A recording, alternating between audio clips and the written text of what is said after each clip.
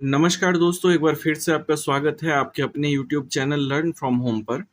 दोस्तों, आज की क्लास हमारी बिहार एसएससी प्रीवियस ईयर श्रृंखला की 10वीं क्लास है और इसके अंदर हम लोग डिस्कस करने वाले हैं बिहार एसएससी के द्वारा अंचल निरीक्षक अर्थात राजस्व एवं भूमि सुधार विभाग की जो परीक्षा कराई गई थी 2014 में, इसके प्रश्नों को हम लोग डिस्कस करने वाले हैं।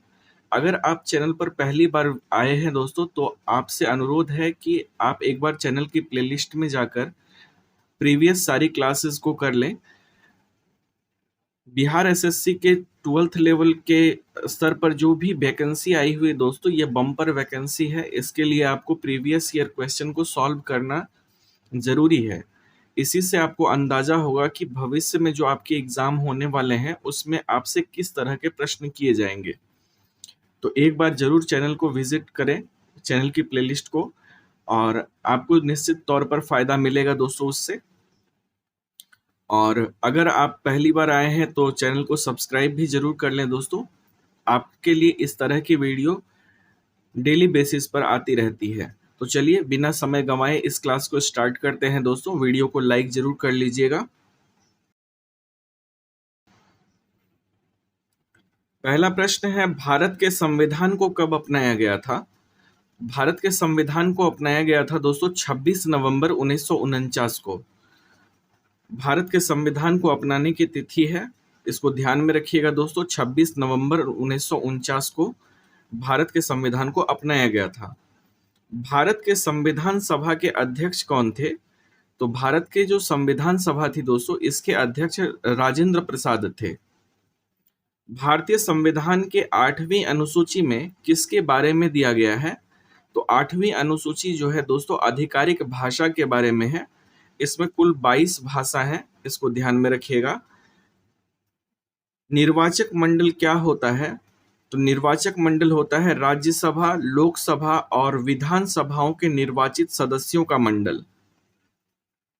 निर्वाचक मंडल जो होता है दोस्तों, ये राज्यसभा, लोकसभा और विधानसभाओं के निर्वाचित सदस्यों का मंडल होता है। अगला प्रश्न है, पंचायती राज के त्रिस्तरीय प्रणाली के शीर्ष पर कौन होता है? तो पंचायती राज के त्रिस्तरीय प्रणाली के शीर्ष पर जिला परिषद होता है। अगर आप दोस्तों इस क्लास को पीछे से फॉलो कर रहे हैं क्लास 1 से, तो आप देख पा रहे होंगे कि पंचायती राज से क्वेश्चन निश्चित तौर पर हर प्रैक्टिस सेट में हमें मिल रहा है। अगला प्रश्न है हमारा दोस्तों, यदि राष्ट्रपति तथा उपराष्ट्रपति उपलब्ध न हो तब भारत के राष्ट्रपति के रूप में कौन कार्य करता है?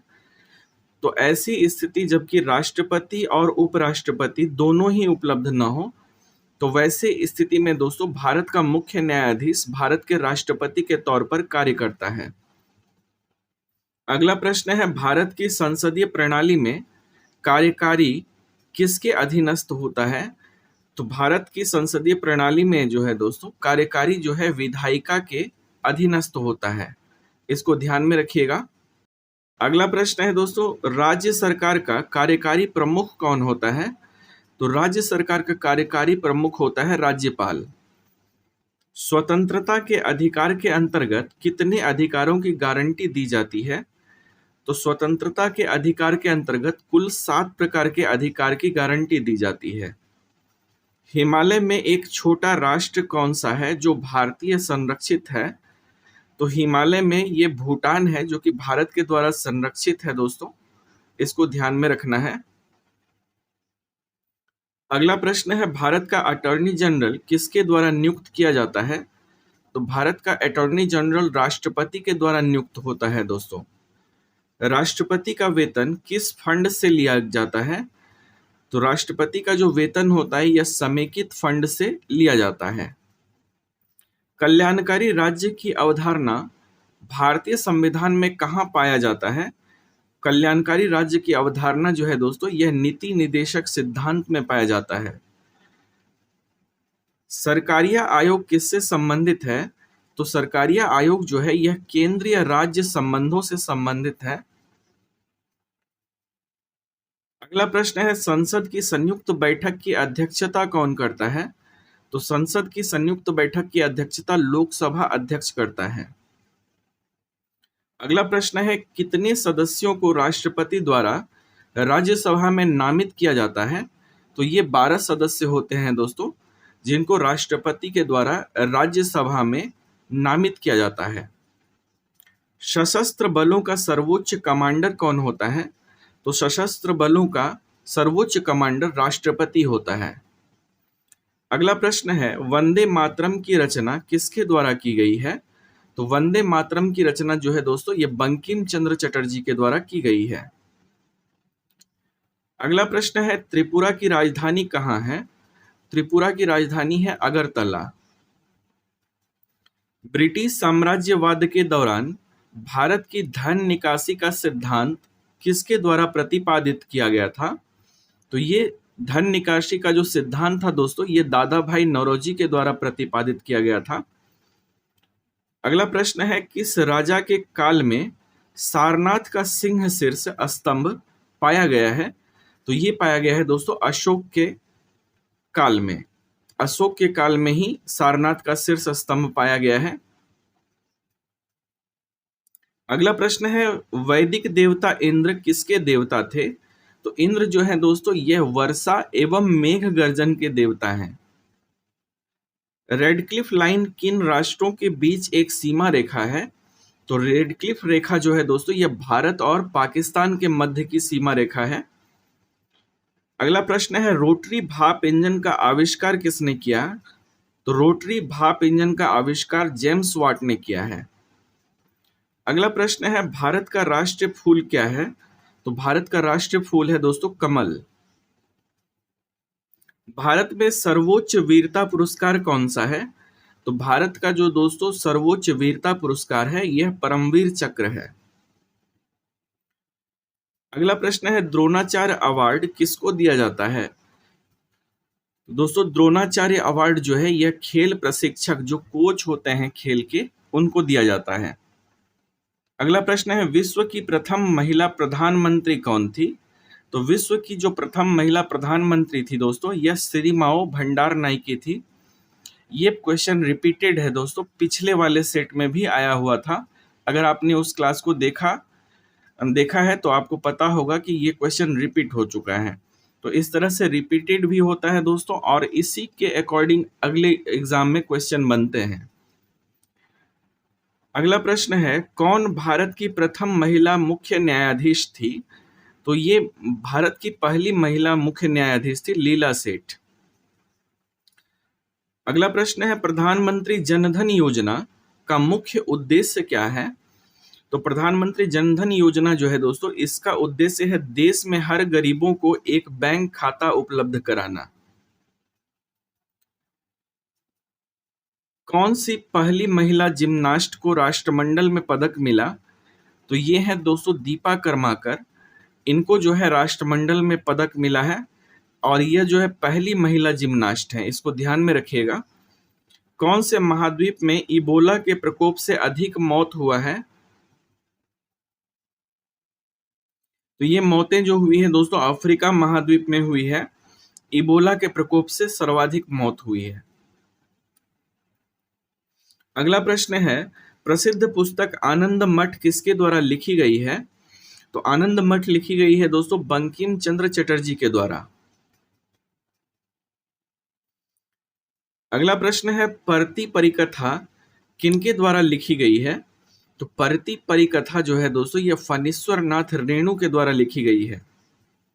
राज्य सरकार की ऑडिट क्या है? तो राज्य सरकार की ऑडिट जो है दोस्तों, एक यूनियन विषय है।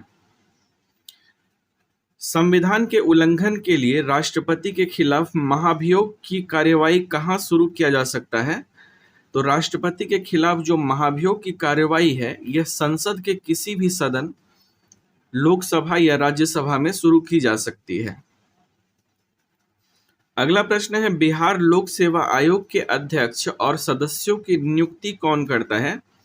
तो दोस्तों बीपीएससी जो है, बीपीएससी बिहार लोक सेवा आयोग के अध्यक्ष और सदस्यों की नियुक्ति ये राज्यपाल के द्वारा होता है। अगला प्रश्न है, भारतीय लोक प्रशासन संस्थान कहाँ स्थित है? तो ये है दोस्तों नई दिल्ली में। भारतीय लोक प्रशासन संस्थान नई दिल्ली में स्थित है, इसको ध्यान में रखिएगा। एक गैर धन विधेयक को पुनर्विचार के लिए राज्यपाल द्वारा विधानमंडल भेजे जाने की समय सीमा क्या है? तो इसकी जो है दोस्तों कोई समय सीमा नहीं होती है। कोई गैर धन विधेयक को पुनर्विचार के लिए राज्यपाल द्वारा विधानमंडल भेजे जाने की कोई समय सीमा नहीं होती है। लाल बहादुर शास्त्री नेशनल एकेडमी की शुरुआत मंसूरी में कब हुई थी? तो लाल बहादुर शास्त्री नेशनल एकेडमी की शुरुआत जो है दोस्तों ये 1 सितंबर 1959 में हुई थी, 1959। अगला प्रश्न है, भारत में राज्यसभा में कितने सदस्य होते हैं? तो राज्यसभा में दोस्तों भारत में 250 सदस्य होते हैं। अगला प्रश्न है, कितने सदस्य राज्यपाल द्वारा विधान परिषद के लिए नामित किए जाते हैं? तो ये 1/6 सदस्य जो है राज्यपाल के द्वारा विधान परिषद के लिए नामित किए जाते हैं। अगला प्रश्न है, अनुमानित व्यय के संबंध में लोकसभा द्वारा अग्रिम में किए गए अनुदान को क्या कहा जाता है? तो ये कहा जाता है दोस्तों लेखा अनुदान। योजना आयोग की व्यवस्था कैसे की गई? तो ये की गई है दोस्तों एक कैबिनेट संकल्प के द्वारा। योजना आयोग की व्यवस्था एक कैबिनेट संकल्प के द्वारा की गई है। अगला प्रश्न है, राज्यपाल अध्यादेश कब जारी कर सकते हैं? तो राज्यपाल अध्यादेश जब भी राज्य विधायिका सत्र में नहीं हो तब जारी कर सकते हैं। जिला कोषागार किसके नियंत्रण में आता है? तो जिला कोषागार जो है दोस्तों यह जिला पदाधिकारी के नियंत्रण में आता है। अगला प्रश्न है, किसे भारत के स्थानीय स्वशासन के जनक के रूप में माना जाता है?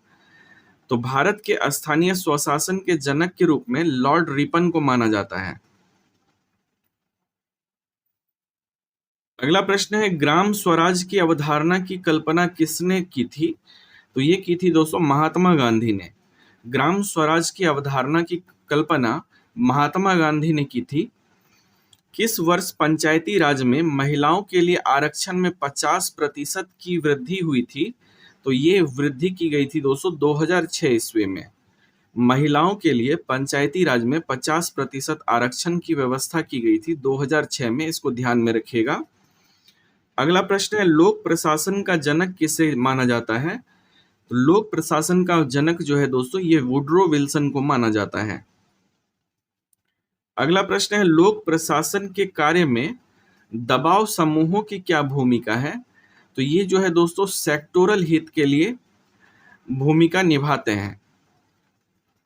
लोक प्रशासन कार्य में दबाव समूह जो है सेक्टोरल हित के रूप में अपना भूमिका निभाते हैं, इसको ध्यान में रखिएगा। वैश्वीकरण का क्या अर्थ है? तो वैश्वीकरण का अर्थ है एक एकीकृत विश्व बाजार का विकास। वैश्वीकरण का क्या अर्थ है दोस्तों? कि एक एकीकृत विश्व बाजार का विकास करना, यही इसका लक्ष्य होता है। विश्व का पहला देश जहां सूचना के अधिकार की शुरुआत की गई वह कौन सी है? तो ये देश है दोस्तों स्वीडन, जहां पे सूचना के अधिकार की शुरुआत सबसे पहले की गई। अगला प्रश्न है, सदन में प्रश्नकाल के बाद मौखिक रूप से पूछे जाने वाले सवाल को क्या कहा जाता है? तो इसे कहा जाता है दोस्तों तारांकित प्रश्न। सदन में जब प्रश्नकाल समाप्त हो जाता है तो उसके बाद मौखिक रूप से जब पूछे जाने वाले सवाल होते हैं इसको तारांकित प्रश्न कहा जाता है, इसको ध्यान में रखिएगा। अगला प्रश्न है, कौन सा अधातु है गैर धातु जो कि कमरे के तापमान पर तरल अवस्था में रहता है? तो ये अधातु है दोस्तों ब्रोमीन, जो कि कमरे के तापमान पर द्रव अवस्था में पाया जाता है। किस तत्व को पेंसिल में उपयोग किया जाता है? तो ये है दोस्तों ग्रेफाइट। ग्रेफाइट को पेंसिल में उपयोग किया जाता है। अगला प्रश्न है, वॉशिंग सोडा के लिए आम नाम क्या है? तो आम नाम है वॉशिंग सोडा के लिए सोडियम कार्बोनेट। कौन सा गैस ग्रीन हाउस गैस के रूप में नहीं जाना जाता है? तो ये है दोस्तों हाइड्रोजन गैस। अगला प्रश्न है, प्रकाश संश्लेषण के लिए कौन सा गैस आवश्यक है? तो प्रकाश संश्लेषण के लिए कार्बन डाइऑक्साइड गैस आवश्यक है। हवा में नमी को अवशोषित करने वाले पदार्थ का गुण कैसा होता है? हवा में नमी को अवशोषित करने वाले पदार्थ का गुण डेलिक्वेसेंस। हवा से नमी को अवशोषित करने वाले पदार्थ का गुण जो है दोस्तों, ये डेलिक्वेसेंस होता है, इसको ध्यान में रखिएगा। जस्ती लोहा पत्रक पर किसकी परत होती है? तो इस पर जो है दोस्तों जस्ते की परत होती है, जिंक की। अगला प्रश्न है, भारी पानी का रासायनिक नाम क्या है? तो भारी पानी का रासायनिक नाम होता है ड्यूटेरियम ऑक्साइड। काम अर्थात वर्क का एसआई इकाई क्या है? तो वर्क का एसआई मात्रक होता है जूल। नॉन स्टिक खाना बनाने के बर्तन पर किस चीज का लेप होता है? तो नॉन स्टिक वाले बर्तन पर दोस्तों टेफ्लॉन का परत चढ़ाया गया होता है। कार्बन, हीरे और ग्रेफाइट के समूह को क्या कहा जाता है? तो इसे अपरूप कहा जाता है, अपर रूप, एलोट्रॉप्स बोलते हैं दोस्तों। अगला प्रश्न है, लाफिंग गैस क्या है? तो लाफिंग गैस जो है दोस्तों ये नाइट्रस ऑक्साइड होता है। बिजली के बल्ब का फिलामेंट किससे बना होता है? तो बिजली के बल्ब का फिलामेंट टंगस्टन का बना होता है। पानी की कठोरता किसे डालकर हटाया जा सकता है? तो ये हटाया जा सकता है वॉशिंग सोडा डाल करके। हवा क्या है? तो हवा जो है दोस्तों ये गैसों का मिश्रण होता है। अगला प्रश्न है, पायरिया किस अंग की बीमारी है? तो पायरिया जो है दोस्तों मसूड़ों की बीमारी है। आलू किसका संशोधित रूप है? तो आलू जो है दोस्तों डंठल का संशोधित रूप है, इसको ध्यान में रखिएगा। रतौंधी किस विटामिन की कमी से होता है? तो रतौंधी जो है दोस्तों ये विटामिन ए की कमी से होता है। अगला प्रश्न है, दाल किसका अच्छा स्रोत है? तो दाल जो है दोस्तों प्रोटीन का अच्छा स्रोत होता है। पौधे में परागकण कहाँ उत्पादित होता है? तो पौधे में परागकण का उत्पादन फूल में होता है, इसको ध्यान में रखिएगा। अगला प्रश्न है, पहाड़ियों पर पानी कम तापमान में क्यों उबलता है? तो पहाड़ियों पर पानी कम तापमान में उबलता है, इसका कारण होता है पहाड़ियों पर हवा के दबाव में कमी होती है। धुंध का कारण क्या होता है? तो धुंध का कारण होता है दोस्तों कम तापमान पर पानी वाष्प। कम तापमान पर पानी वाष्प जो है यह धुंध का कारण होता है। अगला प्रश्न है, पानी की सतह जो हवा के संपर्क में हो वहां वाष्पीकरण किस पर निर्भर नहीं करता है? तो ये पानी की गहराई पर निर्भर नहीं करता है। ठीक है, इसको ध्यान में रखिएगा। तो ये थी दोस्तों आज की क्लास। मिलता हूं बहुत जल्द आपसे अगले क्लास में। वीडियो को लाइक, शेयर और सब्सक्राइब जरूर करें चैनल को। तो मिलता हूं आपसे बहुत जल्द अगली क्लास में। तब तक के लिए अपना ख्याल रखें, अपनों का ख्याल रखें। जय हिंद।